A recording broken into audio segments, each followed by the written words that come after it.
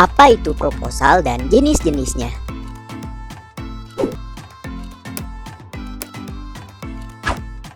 Kids, proposal merupakan rancangan tertulis yang sistematis tentang kegiatan yang akan dilaksanakan oleh lembaga atau organisasi. Pembuatan proposal bermaksud untuk memperjelas alur dan kebutuhan dari kegiatan yang akan dilaksanakan atau diselenggarakan. Di dalam proposal biasanya berisi dengan seluk-beluk kegiatan hingga rincian dan alokasi dana yang dibutuhkan untuk menyelenggarakan sebuah kegiatan atau acara. Proposal disusun secara sistematis dan terstruktur dengan baik supaya bisa mendapat persetujuan untuk penyelenggaraan acara. Yuk kita cari tahu apa itu pengertian dan jenis-jenis dari sebuah proposal. Sebelum kita lanjut videonya, jangan lupa klik tombol subscribe dan tombol loncengnya ya. Jenis proposal berdasarkan tujuan. Proposal penelitian. Proposal penelitian biasanya disusun oleh orang-orang yang terlibat atau tergabung dalam sebuah lingkungan pendidikan. Jenis proposal ini biasanya dibuat oleh para mahasiswa atau dosen, berupa proposal penelitian untuk penyusunan skripsi, tesis, disertasi, dan lain sebagainya. Proposal ini biasanya dibuat sebagai tahap awal penelitian dan berisi tentang rencana penelitian yang akan dilakukan. Proposal proyek.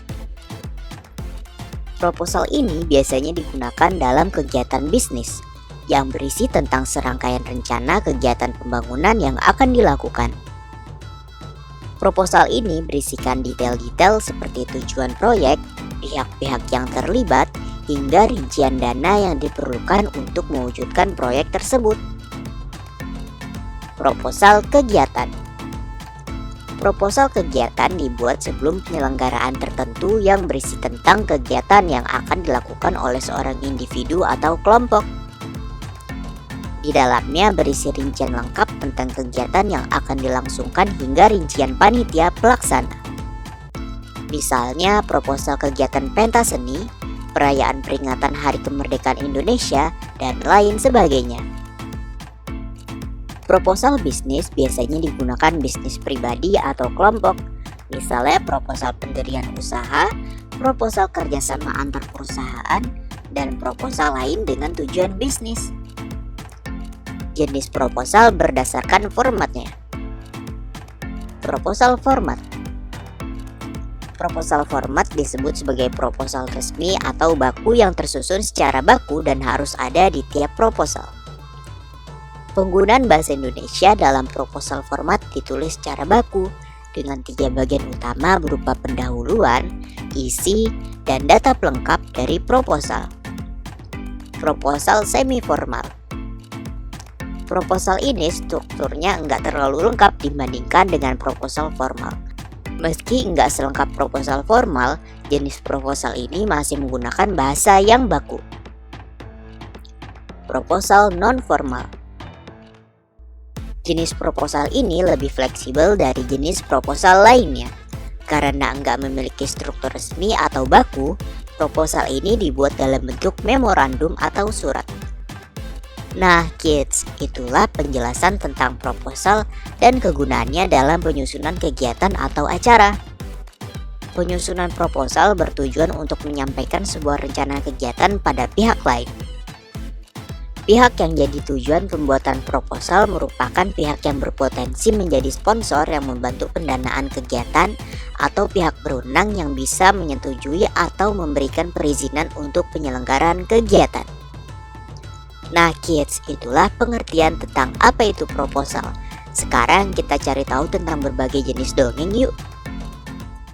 5 jenis dongeng dalam pelajaran Bahasa Indonesia. Siapa yang suka baca atau nonton cerita dongeng?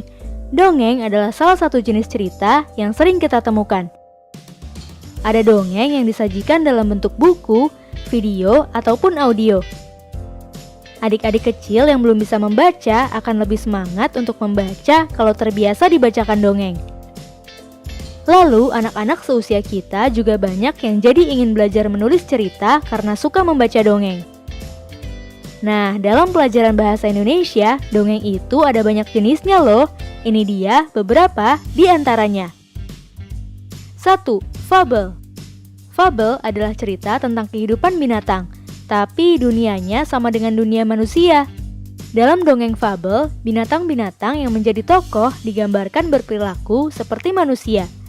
Misalnya berbicara, berpikir, sekolah, bekerja, dan melakukan aktivitas lainnya.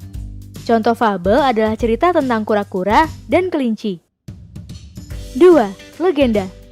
Legenda adalah cerita yang mengisahkan tentang asal-usul terbentuknya suatu tempat.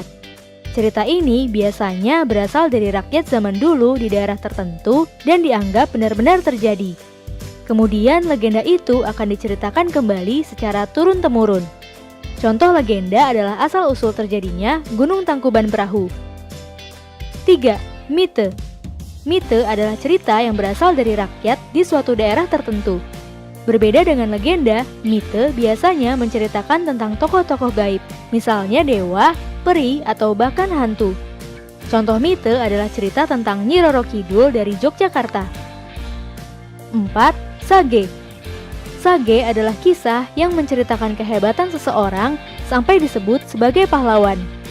Sama seperti dongeng lainnya, sage juga menyebar dari mulut ke mulut dan diturunkan dari nenek moyang. Maka itu ceritanya bisa sedikit berubah. Contoh sage adalah kisah tentang Jaka Tingkir yang hebat melawan para penjahat. 5. Parabel. Parabel adalah cerita yang mengandung nilai-nilai pendidikan, baik itu pendidikan agama, moral, atau pendidikan lainnya. Nilai-nilai pendidikan yang ada dalam parabel biasanya disampaikan secara tersirat atau tidak langsung. Contoh parabel adalah kisah Malin Kundang yang dikutuk jadi batu karena durhaka. Sampai di sini dulu ya videonya. Jangan lupa like, komen, subscribe, dan share ke teman-teman lainnya ya kids. Bye-bye!